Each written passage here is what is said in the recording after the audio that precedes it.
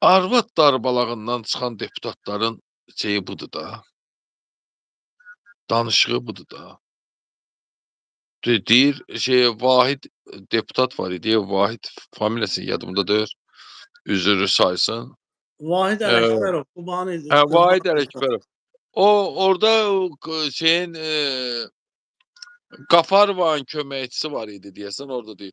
Deyir, dözə bilmirsən, beləsinə yaşayamırsan, qaytar mandatı, deputatı, get, düzgün yaşa. Bizi kimi yaşaya bilmirsən. Sən nə danışdığını bilmirsən. Valla bu adamlarda da hakimiyyətdə nə deyimi? O gəlib Yalta dünən Qabilin verişində də dedi.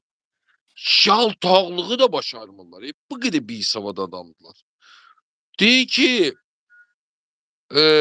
Aton deyir, sənə kimi kadr yetişdirdi, təyin elədi bizim Azərbaycana nədir onun adı? Prezident. Sən də biz arzu edirik ki, sən də balaca Heydəri bizə təyin eləyəsən prezident. Ay yaltaq, ay sümsük, ay səviyyəsiz, yaşdaşmış bir məxluq. Sən əgər İlham Əliyevə hörmət edirsənsə, bu sözü deyirsən, sən kimi onun ən böyük düşməni hələ sənsən. Prezident, nə deyirlər ona? Должность da, должность da nə deyirlər Azərbaycan dilində? Adı da yadımdan çıxdı. Prezident təyin olunmur. Prezident saxta yolla olsa belə, yalandan olsa belə efirə çıxanda deməlidir ki, prezident seçilsin. Siz deyirsiniz, sən onu təyin elə, səni Aton təyin elədiyi kimi. Kişinin torbası siz dikirsiniz. İlham Əliyevin torbası beləncini ağsaqqallar dikir. Demirəm, mən həmişə demişəm, təkrarçılıq olmasın. Həmişə deyirəm ki, balaca stol tərpənən kimi İlham. Ətrafındakilər sənə arxadan xəncər soxacaqlar. O, Yuri Sezerə xilas elədi, Brutu ölümdən. Sonra da onu kongresə düzəltdi. Kongres idi, o neydi? Sinata. Onu qılınclayanda Brut da xəncəri soxdu. Ona nə qədər xəncər soxdular, ona yandırmadı. Döndü, gördü Brutu, deyib, Brut sən də. Yəni, bunları başa düşmək olar da. Kimsə nəsə. Düşmənçiliyi var. Səni ölümdən qurtarmışam.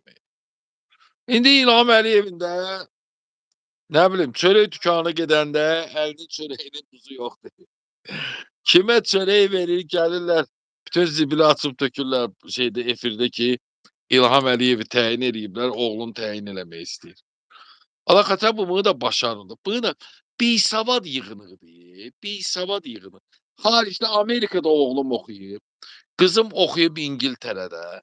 Nə mənası var? Azərbaycanda elə bir sistem var ki, onların savadına orada yer yox.